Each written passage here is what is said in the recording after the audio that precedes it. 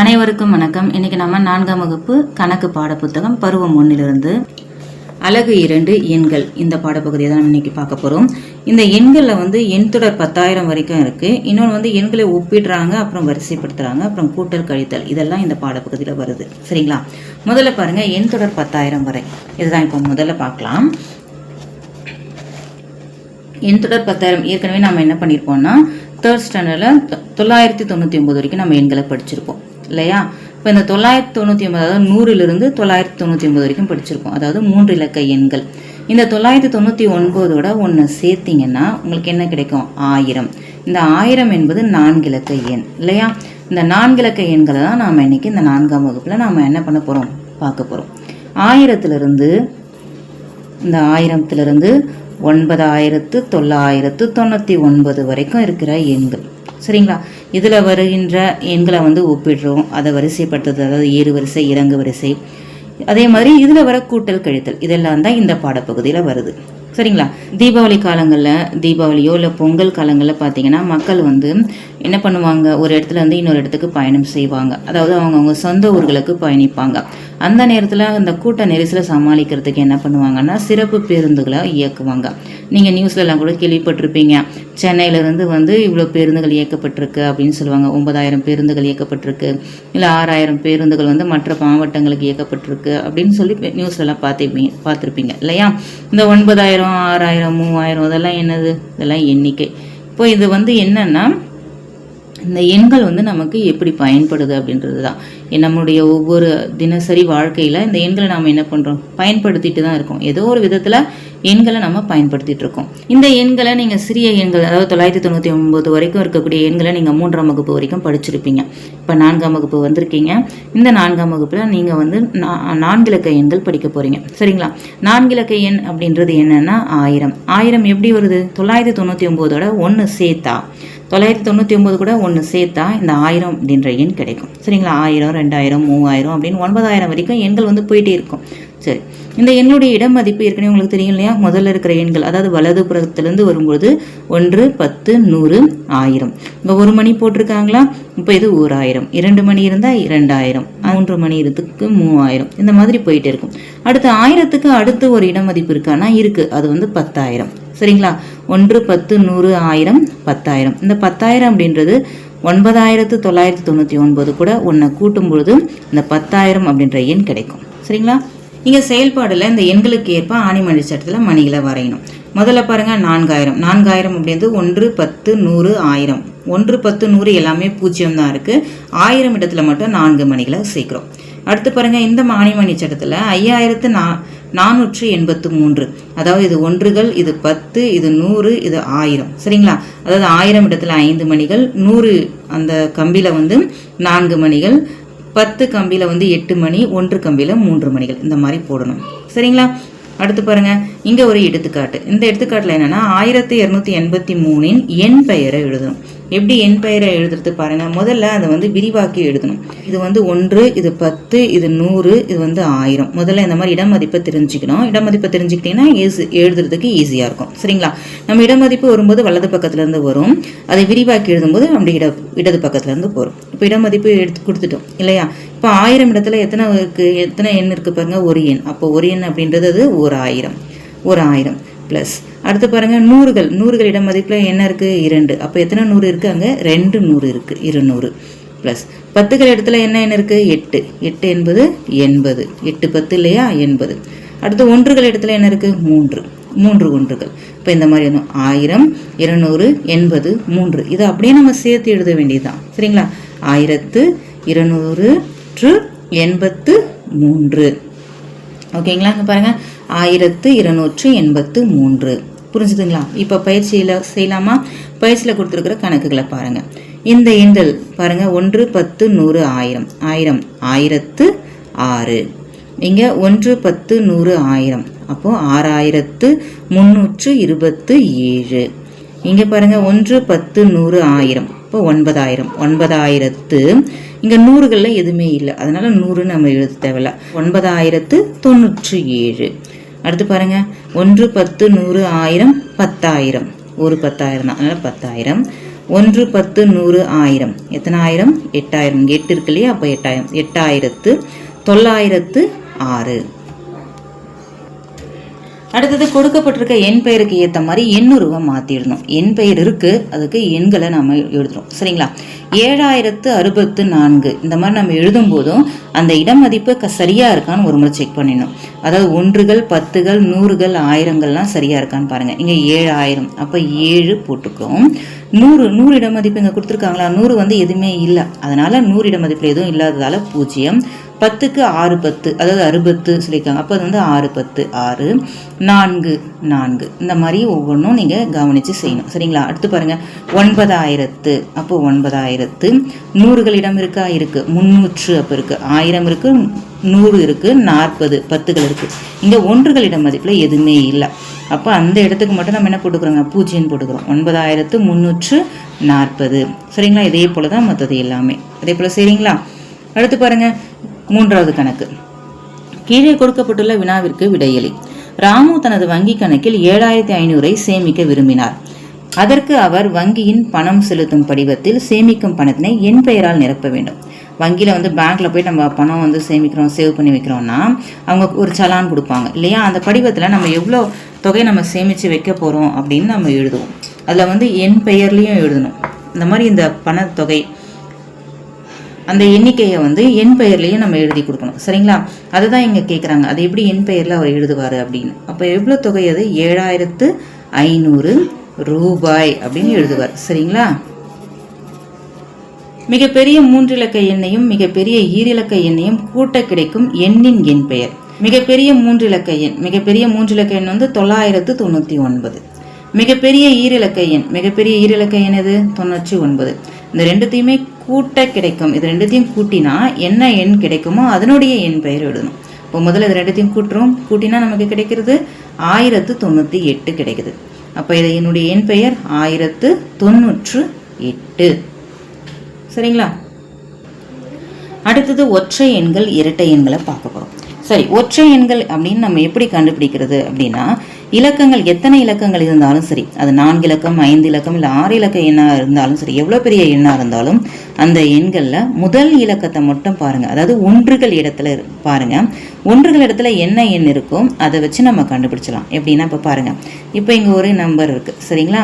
இதுதான் அந்த எண் வச்சுக்கோங்க. இப்போ இந்த எண்ணில் இது வந்து 5 இலக்க எண் இல்லையா?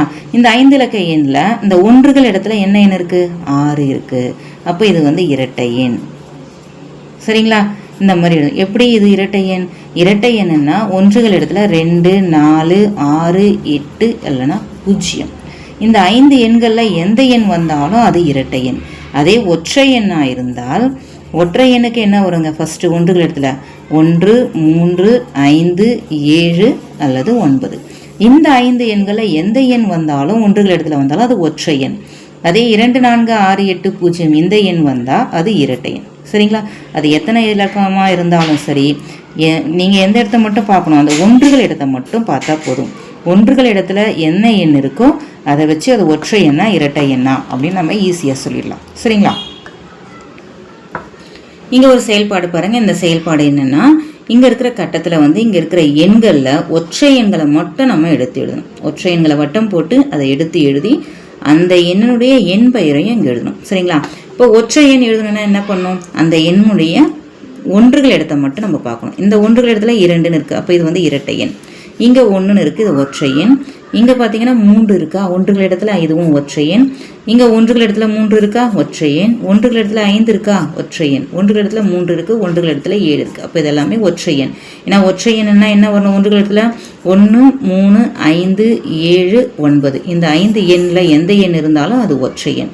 மற்ற எண்கள் அதாவது 2 4 6 8 0 இந்த 5 எண் இருந்தால் அது இரட்டை எண். சரிங்களா? இந்த எண் இருந்தால் அது வந்து என்ன எண்ணுங்க? இரட்டை எண். 1 3 5 7 9 வந்து அது ஒற்றை எண். அப்போ அந்த எண்கள் இருக்கிற எண்களை மட்டும் நம்ம வட்டம் போட்டுக்கிறோம். இங்கே பார்த்தீங்கன்னா ஒன்றுகள் இடத்துல 6 இருக்குது, இங்கே 6 இங்கே 0 இங்கே 2 இது எல்லாமே இரட்டை எண்கள். நமக்கு இரட்டை எண்கள்லாம் வேண்டாம், ஒற்றை எண்களை மட்டும் நம்ம இங்கே வரிசையாக எடுத்து எழுதிக்கிறோம். சரிங்களா? இப்போ இந்த ஒற்றை எண்ணுடைய எண் பெயரை எடுத்து எழுதுங்க. அதே போல தான் 1 10 100 1000 இந்த மாதிரி எண் மதிப்பை சொல்லி பார்த்தீங்கன்னா அந்த இடமதிப்பை சொன்னீங்கன்னா 1 10 100 1000 இடமதிப்பை சொன்னீங்கன்னா ஈஸியாக எழுதிடலாம். சரிங்களா? 1000 ஆயுது அப்போ 7483. அதே போல் தான் இதுவும் 1 10 100 1000 2973. இங்கே 1 10 100 1000. இங்கே 100ல் எதுவுமே இல்லை, 0. அப்போ 1045. சரிங்களா? 100 எதுவுமே இல்லாதனால நம்ம அதை எழுத தேவையில்ல. 1045. அடுத்து பாருங்க, இங்கே 8123. இந்த இடத்துல என்ன வருங்க? 5667. அவ்வளோதான். சரிங்களா? இப்போ பயிற்சி கணக்கில் பார்க்கலாமா? கீழே கொடுக்கப்பட்டுள்ள எண்களில் ஒற்றை எண்களை வட்டமிடுக. ஒற்றை எண்கள்லாம் கண்டுபிடிக்கணும்னா எப்படி கண்டுபிடிக்கணும்? ஒன்றுகள் இடத்துல பார்க்குறோம். ஒன்றுகள் இடத்துல இங்கே 1 இருக்கா, இது ஒற்றை எண். இங்கே 2 இருக்குது, இது இரட்டை எண். 3 இருக்கா, இது ஒற்றை எண். இங்கே 2 இருக்குது, இது இரட்டை எண். இங்கே 5 இருக்கா, அப்போ இது ஒற்றை எண். 2 இருக்குது, இது இரட்டை எண். 7 இருக்கா, அப்போ இது ஒற்றை எண். அப்போ ஒற்றை எண்களை மட்டும் நம்ம என்ன பண்ணிக்கிறோம்? ரவுண்ட் பண்ணிக்கிறோம். சரிங்களா? அடுத்து இங்கே இருக்கிற எண்களில் இரட்டை எண்களை வட்டம் பண்ணணும். இப்போ பாருங்கள், இரட்டை எண்கள் 0, இங்கே ஒன்றுகளில் 2, இங்கே 4, 8, 6. இதெல்லாம் வந்து இரட்டை எண். அதனால் இதை என்ன பண்ணுறோம்? வட்டம் போட்டுக்கிறோம். சரிங்களா? அடுத்து 3வது பாருங்கள், கீழே கொடுக்கப்பட்டுள்ள எண்களின் இரட்டை எண்களை தேர்ந்தெடுத்து அவ்வெண்களையும் அவற்றின் எண் பெயர்களையும் எழுதுக. மேலே ஒரு செயல்பாடில் நம்ம ஒற்றை எண்ணை எடுத்து அதனுடைய எண் பெயர் எழுதணும் இல்லையா? இப்போ இங்கே வந்து இரட்டை எண்களை எடுத்து அதனுடைய எண் பெயர் எழுதுறோம். இங்கே பாரு, ஒன்றுங்கள் இடத்துல 1ன்னு இருக்குது. அப்போ இது வந்து ஒற்றை எண். இங்கே 6 இருக்குது, இது வந்து இரட்டை எண். 8 இருக்குது, இது இரட்டை எண். இங்கே 1ன்னு இருக்குது, இது ஒற்றை எண், இது நமக்கு தேவையில்லை. இங்கே 8ன்னு இருக்குது, இது வந்து இரட்டை எண். இப்போ இந்த இரட்டை எண்களை மட்டும் நம்ம இங்கே வரிசையாக எழுதிக்கிறோம். இதனுடைய எண் பெயர் எழுதுகிறோம். எண் பெயர் எழுதும்போது எப்படி எழுதணும்? 1 10 100 1000. அதனுடைய இடமதிப்பை சொல்கிறோம். இடமதிப்பை சொல்லி எடுத்து எழுதுகிறோம். சரிங்களா? இப்போ இது 1000 இடம். அப்போ 4700. 10களில் எதுவுமே இல்லை, அதனால் 706 அப்படி எழுதிக்கிறோம். சரிங்களா? அப்போ இங்கே எப்படி வரும் பாருங்கள், 3998. இங்கே 3848. சரிங்களா? இதே மாதிரி எழுதுங்க. கீழே கொடுக்கப்பட்டுள்ள எண்களில் ஒற்றை எண்களை தேர்ந்தெடுத்து அவ்வெண்களையும் அவற்றின் எண் பெயர்களையும் எழுதுக. இங்கே ஒற்றை எண்களை நம்ம எடுத்து எண் பெயர் எழுதுகிறோம். சரிங்களா? இங்கே பாருங்கள், 4703. இதில் வந்து 3ன்னு வருதா, அப்போ இது வந்து ஒற்றை எண். இங்கே 6ன்னு இருக்குது, இது வந்து இரட்டை எண். 5ன்னு இருக்குது, இது ஒற்றை எண். 8ன்னு வருது, இது இரட்டை எண். 1ன்னு வரதால இது ஒற்றை எண். அப்போ இந்த எண்களை மட்டும் நம்ம எடுத்து எழுதிக்கிறோம். ஒற்றை எண்களை மட்டும் எடுத்து எழுதிக்கிறோம். இப்போ இதனுடைய ஒற்றை எண்களை மட்டும் எடுத்து எழுதிக்கிறோம். இதனுடைய எண் பெயர் எழுதணும். எப்படிங்க? 1 10 100 1000. இந்த மாதிரி இடமதிப்பை சொல்லி எழுதணும். இப்போ 4700. 10களில் எதுவுமே இல்லை, அதனால் 10களை விட்டுரும். 703. சரிங்களா? அதே மாதிரி இங்கே பாருங்கள், இது 1 10 100 1000. ஓகேங்களா? இப்போ 1000 வந்து 2000. அப்போ 2100 வந்து 0, 10லையும் 0 இருக்குது, அதனால் அதை எழுத தேவையில்லை. 2005. அப்போ இங்கே எப்படி வரும் பாருங்கள், 2001. சரிங்களா? அடுத்தது நம்ம முகமதிப்பு, இடமதிப்பு, மதிப்பு, இதை தான் நம்ம பார்க்க போகிறோம். முகமதிப்புன்னா என்ன, இடமதிப்புன்னா என்ன முதல்ல பார்க்கலாம். முகமதிப்புன்றது எதுவுமே மாறாது. இப்போ ஒரு எண்ணுன்னா இந்த இதனுடைய பேர் என்னங்க? 5. இதனுடைய பேர் 4. இது என்ன எண்ணு? 7. இது என்ன எண்ணு? 2. அவ்வளோதான். இதுதான் முகமதிப்பு. அந்த எண்ணுடைய பெயர் அவ்வளோதான். அது வந்து என்றைக்குமே மாறாது. அது எந்த இடத்துல இருக்குது அதெல்லாம் நமக்கு தேவையே இல்லை. இது என்ன? இது 5. இது என்ன? 4. இது என்ன? 7. இது என்ன? 2. அதுதான் முகமதிப்பு. சரிங்களா? அடுத்து பாருங்க, இடமதிப்பு. இடமதிப்புன்றது அது எந்த இடத்துல இருக்கு அப்படின்னு. இடமதிப்பு முதல்ல நம்ம சொன்னோம் இல்லையா, 1 10 100 1000 சொன்னோம் இல்லையா, இதுதான் இடமதிப்பு. இப்போ 5னுடைய இடமதிப்பு 1, 4னுடைய இடமதிப்பு 10, 7னுடைய இடமதிப்பு 100, இந்த 2னுடைய இடமதிப்பு 1000. இப்போ இந்த இடமதிப்பு வந்து மாறும். இந்த எண் வந்து இப்போ 5ன்றது இந்த இடத்துல இருந்தாலும் 5 தான், இந்த 100கள் இடத்துல இருந்தாலும் 5 தான், 10கள் இடத்துல இருந்தாலும் 5 தான். அப்போ அதனுடைய முகமதிப்பு மாறாது. ஆனால் இடமதிப்பு 5 எந்த இடத்துல இருக்குன்றதை பொறுத்து மாறும். இங்கே இருந்தால் 1கள், இந்த இடத்துல இருந்தால் 100கள், இந்த இடத்துல இருந்தால் அது 1000. அந்த மாதிரி இடத்துக்கு ஏற்ற மாதிரி அதனுடைய மதிப்பு மாறும். இடமதிப்பு, முகமதிப்பு மாறவே மாறாது. அது என்ன எண்ணோ அதே தான் அந்த எண். புரிஞ்சுதுங்களா? சரி, இங்கே பாருங்கள், 5ன் முகமதிப்பு 5 தான். 5ன் இடமதிப்பு, 5னுடைய இடமதிப்பு என்ன? 1கள் இல்லையா? அப்போ 5னுடைய இடமதிப்பு 5 பெருக்கல் 1 5. 4ன் முகமதிப்பு 4 தான். அந்த 4னுடைய இடமதிப்பு, 4னுடைய இடமதிப்பு என்ன? 10. அப்போ எத்தனை 10 இருக்கு? 4 10. 4 10 எவ்வளோ? 40. 7னுடைய இடமதிப்பு 100. 7 100 எவ்வளோங்க? 700. அடுத்து 2னுடைய இடமதிப்பு 2 தான். அதனுடைய 2 முகமதிப்பு 2, அதே இடமதிப்பு 1000. 2 பெருக்கல் 1000 2000. புரியுதுங்களா? இப்போ பயிற்சிக்கு போவோமா? கொடுக்கப்பட்டுள்ள எண்களில் வண்ணமிடப்பட்ட இலக்கங்களின் முகமதிப்பையும் இடமதிப்பையும் காண்க. அதாவது கலரில் கொடுத்துருக்காங்க இல்லையா, அந்த எண்களுடைய முகமதிப்பு இடமதிப்பு. இப்போ கலரில் கொடுத்துருக்கிறது இங்கே 3. இந்த 3 முகமதிப்பு மூ மான் போட்டிருக்கேன். மூ மான் போட்ட முகமதிப்பு, மான் போட்டிருந்தா இடமதிப்பு. சரிங்களா? இதோடைய முகமதிப்பு 3 தான். இடமதிப்பு இந்த 3 பாருங்க, 1 10 100 நூறுகள் இடத்துல இருக்கு. எத்தனை 100? 300. அப்போ எவ்வளோங்க இதனுடைய இடமதிப்பு? 300. சரிங்களா? அதே போல பாருங்க இங்க 6. இந்த 6 முகமதிப்பு 6 தான். இடமதிப்பு இது ஒன்றுகள் இடத்துல இருக்கு. அப்போ இது 6 தான் இடமதிப்பும். இங்க பாருங்க இங்க 5. இந்த 5 முகமதிப்பு 5. இடமதிப்பு சொல்லும் பொழுது 1 10 100 1000 1000 இடத்துல இருக்கு. அப்போ 5000. இதே போலதான் இந்த 4வது கணக்கும். சரிங்களா? அதனுடைய முகமதிப்பு 6 முகமதிப்பு 6. இதனுடைய இடமதிப்பு 10. 1 10. எத்தனை 10? 6 10. அப்போ 60 அதனுடைய இடமதிப்பு. 4வது கணக்கு பாருங்க, 0 முகமதிப்பு 0, இடமதிப்பும் 0 தான். அதாவது ஒன்றுகள் வரும், 1 பெருக்குனா 0 தான். இங்க பாருங்க 4003 5வது கணக்கு 4038ல இந்த 0 இடமதிப்பு. சரிங்களா? முகமதிப்பு 0, இடமதிப்பு வந்து 0 வந்து 100 பெருக்குனா என்ன வருங்க? 100 இடத்துல தானே இருக்கு. இப்போ 100 பெருக்கணும், அது என்ன கிடைக்கும் நமக்கு? 0 தான். சரிங்களா? 2வது பாருங்க, கொடுக்கப்பட்டுள்ள அட்டவணை நிறைவு செய்க. அதாவது எண்களை வந்து விரிச்சு எழுதணும். விரிச்சு எழுதியிருந்தாங்கன்னா சுருக்கி எழுதணும். சரிங்களா? இப்போ இதனுடைய இடமதிப்பை பொறுத்து இது வந்து 6000 700 80 5. 6000 கூட்டல் 700 கூட்டல் 80 கூட்டல் 5. இதே தான் இங்கேயும் பாருங்க, 4296. அப்போ 4296. அதை அப்படியே சுருக்கி எழுதணும். 3327 3327. இங்க பாருங்க, இங்கே பார்த்தீங்கன்னா 9999. இப்போ 9000 + 900 + 90 + 9 5071. இங்கே நூறுகள் வந்து இல்லை இல்லைங்களா? இப்போ 5000 + 70 + 1. இந்த இடத்துல பார்த்தீங்கன்னா 2934. 2000 + 900 + 30 + 4. ஓகேங்களா? இப்போ சரியானதை வந்து நம்ம வட்டம் போடுறோம். 5 ஆயிரங்கள் + 3 நூறுகள் + 2 ஒன்றுகள். இந்த இடத்துல 10களே எதுவுமே இல்லை. எதுவுமே இல்லைன்னா என்ன அர்த்தம்? அந்த இடத்துல 0ன்னு அர்த்தம். சரிங்களா? அந்த இடமதிப்பு வந்து 0 இருக்கு. இப்போ 5000 300 5302. எங்க இருக்கு பாருங்க, இதுதான் கரெக்ட். சரிங்களா? அதே போல எங்க பாருங்க, 3758 5 இடமதிப்பு. முகமதிப்பு தான் அதே எண். இடமதிப்புன்னு சொல்லும்போது 1 10. எத்தனை 10? இங்க 5 10 இருக்கு. 5 10 50. அடுத்து பாருங்க 3660. 3660 ஒன்றுகள் இல்லை. இப்போ ஒன்றுகளிடம் வந்து 0. 3660 இந்த எண் தான் சரியானது. இங்க பாத்தீங்கன்னா 4600 + 90. சரிங்களா? இந்த இடத்துல ஒன்றுகள் வந்து எதுவுமே இல்லை. சரிங்களா? ஒன்றுகளிடம் அப்போ 0. 4690. அப்போ இந்த எண் தான் சரியானது. இவற்றை முயல்க. நான் யார் கண்டுபிடிக்கலாமா? 10ஆம் இடத்தில் முதல்ல 10ஆம் இடம், 1000வது இடம், 100ஆம் இடம், 1ஆம் இடம். அப்போ இது வந்து ஒரு 4 இலக்க எண். ஒரு 4 இலக்க எண். சரிங்களா? இது வந்து 1ஆம் இடம், இது 10வது இடம், இது 100வது இடம், இது 1000வது இடம். அது என்ன என்னன்னு கண்டுபிடிக்கலாம். 10ஆம் இடத்தில் 7, 10வது இடத்துல 7. 1000வது இடத்தில் இருக்கும் எண் 4ஐ விட 1 குறைவு. 1000வது இடத்துல இருக்கிற இந்த எண் 4ஐ விட 1 குறைவு. அப்போ 4ஐ விட 1 குறைவுனா 4ல் 1 கழிச்சா 3.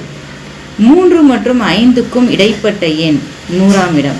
3க்கும் இந்த 5க்கும் இடைப்பட்ட எண் எது? 4. அதுதான் இந்த 100வது இடத்துல இருக்கு. இப்போ இன்னும் இருக்குது 1வது இடம். சரிங்களா? 1ஆம் இடத்தில் இருக்கும் எண் 6ஐ விட 2 அதிகமானது. 6ஐ விட 2 அதிகம் அப்படின்னா எவ்வளோங்க? 6ஐ விட 2 அதிகம் 8.